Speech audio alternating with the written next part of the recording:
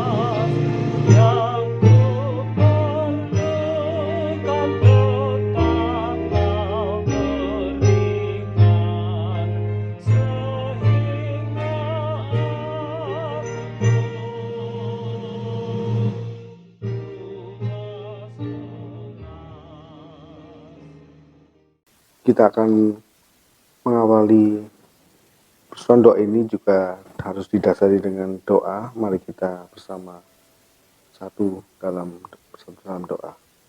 Tuhan Allah Bapa yang berada dalam kerajaan surga yang mulia, terima kasih Tuhan Yesus di kesempatan yang indah ini Tuhan. Kami bersama ingin belajar dan terus belajar.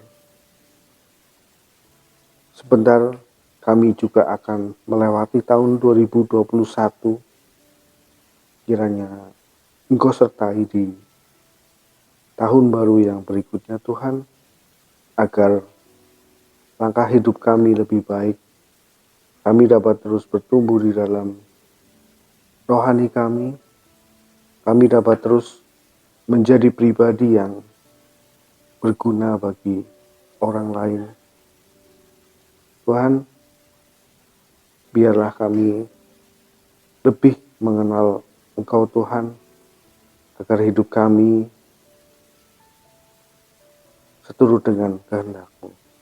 Kami akan awali persetujuan doa ini dalam nama Tuhan Yesus. Terima kasih Tuhan, amin. Mari saudaraku, kita akan buka Alkitab kita dari 1 Samuel 4 ayat 1b sampai dengan 22. Saya akan bacakan. Kabut Tuhan dirampas. Orang Israel maju berperang melawan orang Filistin dan berkemah dekat Ebenezer. Sedang orang Filistin berkemah di Afek. Orang Filistin mengatur barisannya berhadapan dengan orang Israel. Ketika pertempuran menghebat, terpukullah kalah orang Israel oleh orang Filistin yang menewaskan kira-kira 4.000 orang di medan pertempuran itu.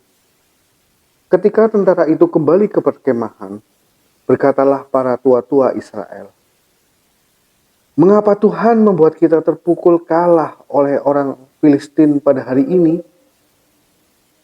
Marilah kita mengambil dari Silo tabut perjanjian Tuhan, supaya ia datang ke tengah-tengah kita dan melepaskan kita dari tangan musuh kita."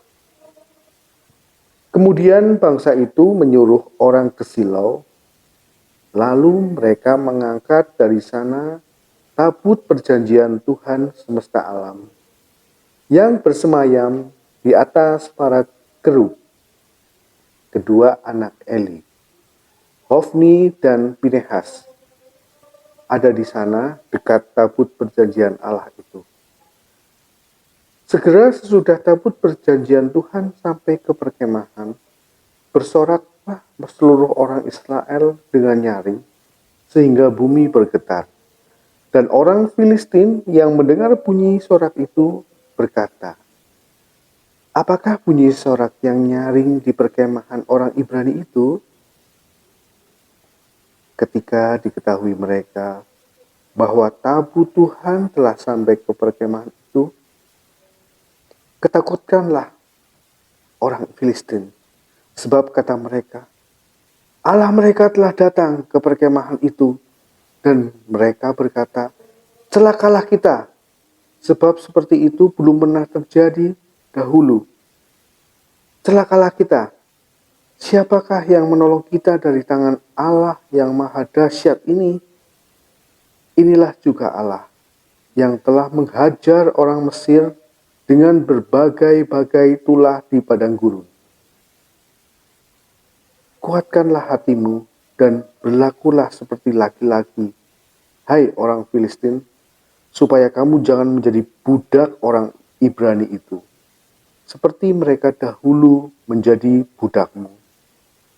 Berlakulah seperti laki-laki dan berperanglah." Lalu berperanglah orang Filistin, sehingga orang Israel terpukul kalah. Mereka melarikan diri masing-masing ke kemahnya. Amatlah besar kekalahan itu dari pihak Israel. Gugur 30.000 orang pasukan berjalan kaki. Lagi pula tabut Allah dirampas, dan kedua anak Eli, Hofni dan Pinehas, tewas. Seorang dari suku Benyamin lari dari barisan pertempuran, dan pada hari itu juga ia sampai ke Silo dengan pakaian terkoyak-koyak dan dengan tanah di kepalanya. Ketika ia sampai, Eli sedang duduk di kursi di tepi jalan menunggu-nunggu, sebab hatinya berdebar-debar karena tabut Allah itu. Ketika orang itu masuk ke kota dan menceritakan kabar itu, berteriaklah seluruh kota itu. Ketika Eli mendengar bunyi teriakan itu, bertanyalah ia, "Keributan apakah itu?" Lalu bersegeralah orang itu mendapatkan Eli dan memberitahukan kepadanya. Eli sudah 98 tahun umurnya dan matanya sudah bular sehingga ia tidak dapat melihat lagi. Kata orang itu kepada Eli, "Aku datang dari medan pertempuran. Baru hari ini aku melarikan diri dari medan pertempuran." Kata Eli, "Bagaimana keadaannya, anakku?" Jawab pembawa kabar itu, "Orang Israel melarikan diri dari hadapan orang Filistin. Kekalahan yang besar telah diderita oleh rakyat. Lagi pula, kedua anakmu, Hofni dan Pinehas, telah tewas. dan tabut Allah sudah dirampas. Ketika disebutnya tabut Allah itu, jatuhlah Eli terlentang dari kursi di sebelah pintu gerbang. Batang lehernya patah dan ia mati. Sebab telah tua dan gemuk orangnya. 40 tahun lamanya ia memerintah sebagai hakim atas orang Israel. Adapun menantunya perempuan, istri Pinehas, sudah hamil tua. Ketika didengarnya kabar itu bahwa tabut Allah telah dirampas dan mertuanya laki-laki serta suaminya telah mati, duduklah ia berlutut lalu bersalin, sebab ia kedatangan sakit beranak. Ketika ia hampir mati, berkatalah perempuan-perempuan yang berdiri di dekatnya, "Janganlah takut, sebab engkau telah melahirkan seorang anak laki-laki." Tetapi ia tidak menjawab dan tidak memperhatikannya. Ia menamai anak itu Ikabod, katanya. Telah lenyap kemuliaan dari Israel, karena tabut Allah sudah dirampas dan karena mertuanya dan suaminya. Katanya, telah lenyap kemuliaan dari Israel, sebab tabut Allah telah dirampas. Demikianlah pembacaan Alkitab yang terambil dari 1 Samuel 4 ayat yang 1b dan sampai dengan 22. Dari pembacaan Alkitab ini kita akan membaca renungan tentang belajar dari pengalaman. Berulang kali kita kerap mendengar pepatah yang berbunyi, "Pengalaman adalah guru yang baik." Sebagian besar setuju orang dengan pepatah itu, terutama bagi mereka yang senang merefleksikan peristiwa-peristiwa kehidupan di masa lalu, serta mengambil hikmah dari peristiwa itu. Namun ada pula yang tidak sepakat dengan alasan bahwa pengalaman itu sudah berlalu. Jadi lupakan saja. Keduanya tidak perlu diperdebatkan, karena keduanya memiliki cara pandang masing-masing. Kali ini kita akan belajar dari sebuah peristiwa di masa lalu dan berefleksi dari pengalaman itu. Tujuan dari pembelajaran adalah supaya kita menjadi bijaksana dalam setiap tindakan yang akan dilakukan di hari esok. Memang hari esok tidak kita ketahui, namun kita siap untuk memasukinya dengan penuh harapan. Keyakinan dan pengharapan itu ada karena iman pada Tuhan. Maka kita perlu untuk memiliki keyakinan bahwa berpegang pada Allah dalam segala situasi. Bagaimana kita berpegang pada Dia dan memiliki pengharapan? Teks yang terambil dari 1 Samuel 4 ayat 1b sampai dengan 22 menjadi sumber pembelajaran bagi kita.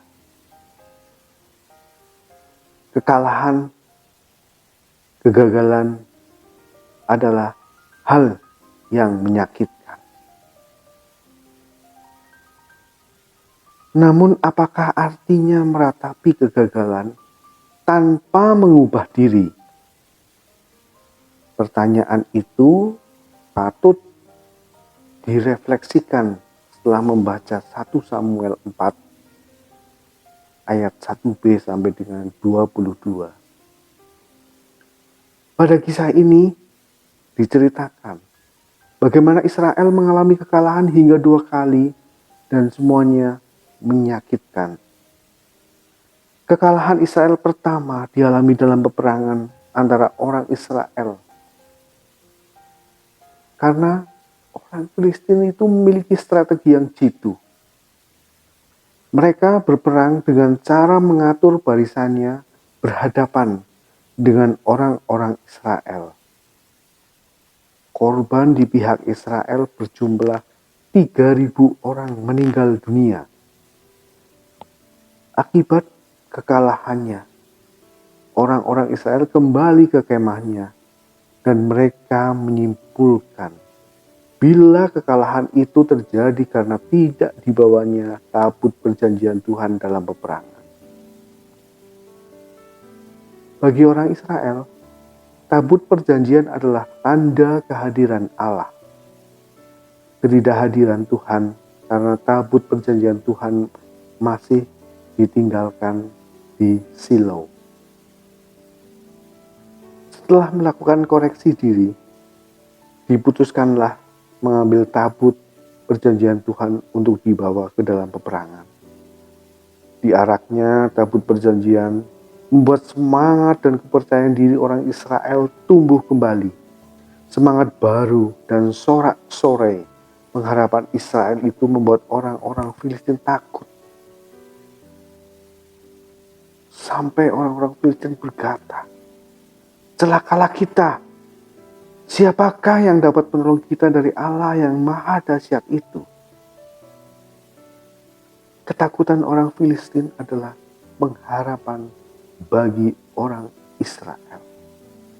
Tetapi apakah pengharapan Israel itu terwujud? Kekalahan Israel kedua.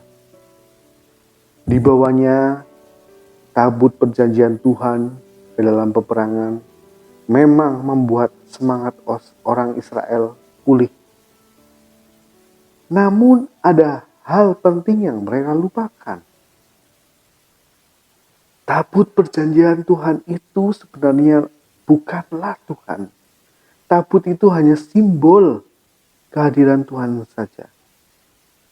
Memang pada masa lalu Israel selalu menang dalam berbagai peperangan bila tabut perjanjian Tuhan itu dibawa. Namun sebenarnya yang membuat mereka menang bukan tabut itu, melainkan Tuhan sendiri. Sikap percaya diri yang keliru itu justru menghancurkan Israel. Orang-orang Filistin mampu membuat orang Israel kalah, bahkan kalah lebih besar. Korban yang terjatuh 30.000 orang pasukan berjalan kaki. Bukan hanya itu saja, tabut perjanjian Allah dirampas oleh orang Filistin. Kegagalan dan kekalahan Israel membuat Imam Eli tidak kuasa menahan emosinya. Apalagi ketika ia mendengar bahwa tabut perjanjian Allah dirampas.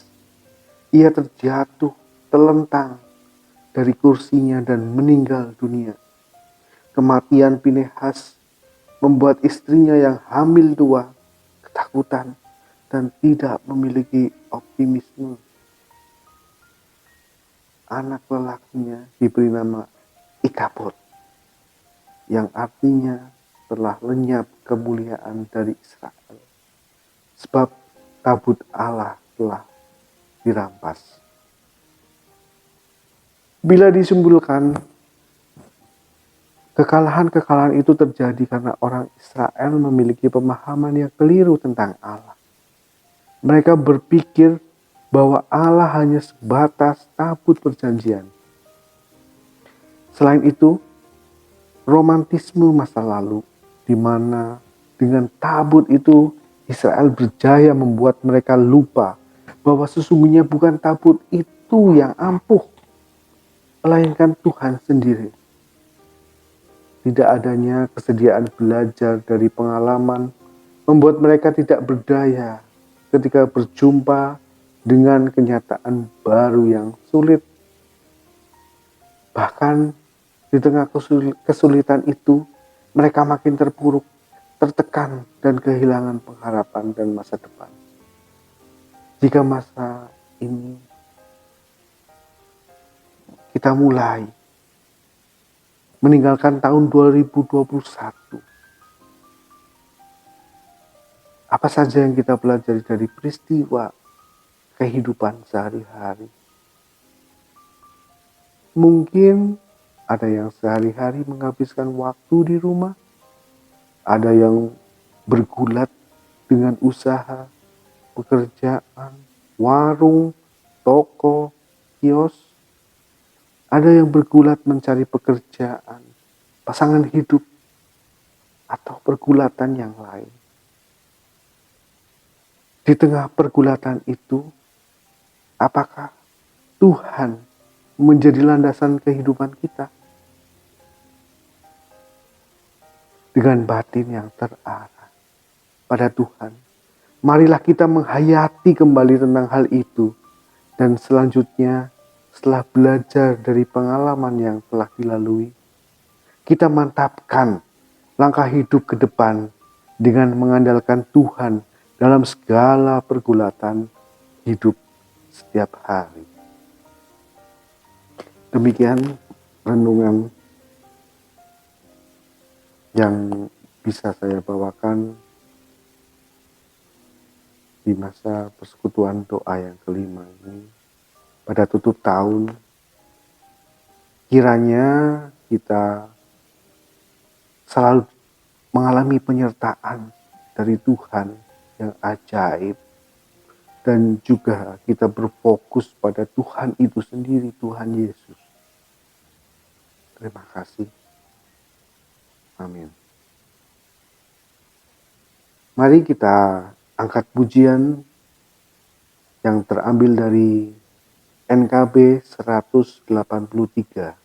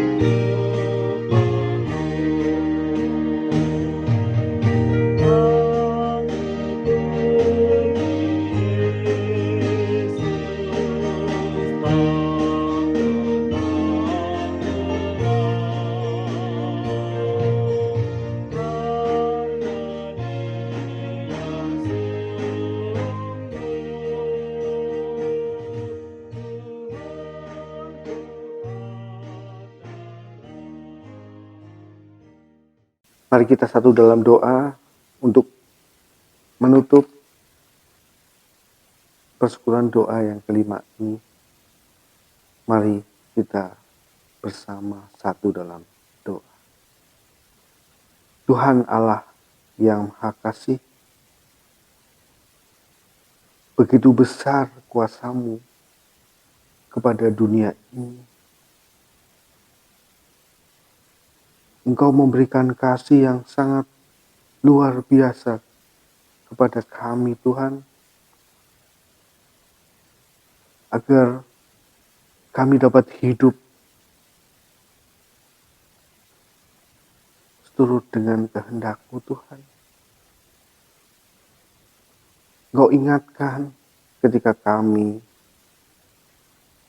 tersesat, terjebak dalam begitu banyak pergumulan hidup yang kami alami. Kuatkan kami, Tuhan, agar kami dapat belajar dari setiap pengalaman hidup kami dan berefleksi dari pengalaman-pengalaman itu, Tuhan. Ajarkan kami, Tuhan. Kami membuka hati kami agar Engkau turut hadir, Tuhan Yesus. Terima kasih juga, Tuhan. Engkau yang selalu mendampingi kami di dalam setiap kehidupan kami sehari-hari. Tetapi kami yang sering lupakan Engkau, Tuhan Yesus. Hari ini, Tuhan, kami memohon agar kehidupan kami sehari-hari selalu melandaskan diri kami pada Allah yang selalu beserta dengan kami, Tuhan. Semoga Tuhan Engkau kuatkan kami di tahun baru 2022 ini, Tuhan. Kami dapat mengarungi hidup, segala pergumulan hidup kami selalu berlandas kepada kekuatan, keajaiban Engkau, Tuhan Yesus. Dan kami meninggalkan tahun 2021 ini dengan kami mengambil segala peristiwa-peristiwa yang terjadi di tahun 2021 agar menjadi peristiwa yang dapat kami jadikan pengalaman hidup kami untuk dapat hidup lebih baik, Tuhan. Terima kasih, Tuhan Yesus. Kami juga mau akhiri persekutuan doa yang kelima ini, Tuhan. Kiranya apa yang kami dengar, apa yang kami peroleh dari renungan ini dapat menjadikan kekuatan baru buat rohani kami. Terima kasih Tuhan Yesus, doa yang kurang dari sempurna ini hanya kami alaskan dan kami panjatkan demi nama Putramu yang tunggal, Tuhan kami, Yesus Kristus. Haleluya, puji Tuhan. Amin.